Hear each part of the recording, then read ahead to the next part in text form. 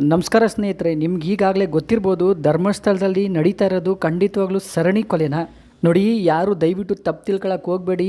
ನಾವು ಏನು ಹೇಳ್ತಾ ಇದ್ದೀವಿ ನಿಮಗೆ ಅಂದರೆ, ಧರ್ಮಸ್ಥಳದಲ್ಲಿ ಇವತ್ತಿನ ತನಕ ನಡೆದಿರುವ 100 ಕೊಲೆಗಳು ಹಾಗೂ ಮಾನಭಂಗ ಹಾಗೂ ಅತ್ಯಾಚಾರ ಮಾಡಿ ಊತಾಕಿರೋದು, ತಲೆಬುಡೆ ಸಿಗ್ತಾ ಇರೋದು 10 ವರ್ಷ 15 ವರ್ಷ 20 ವರ್ಷದಿಂದ ಈಗೊಬ್ಬರು ಬಂದಿದ್ದಾರೆ. ನೋಡಿ, ನಾನು ಇವೆಲ್ಲ ನೋಡಿದ್ದೀನಿ. ನಾನು ಕೂಡ ಹೋಗಿ ಊತಿದ್ದೀನಿ. ನನಗೆ ಪ್ರಾಣ ಬೆದರಿಕೆ ಹಾಕಿ ನಮ್ಮ ಮನೇಲಿರೋರಿಗೆಲ್ಲ ತೊಂದರೆ ಕೊಡ್ತೀನಿ ಅಂತ ಹೇಳಿದ್ದಕ್ಕೆ ನಾನು ಈ ಕೆಲಸ ಮಾಡಿದ್ದೀನಿ ಅಂತ ಅವ್ರು ಹೇಳಿದ್ದಾರೆ.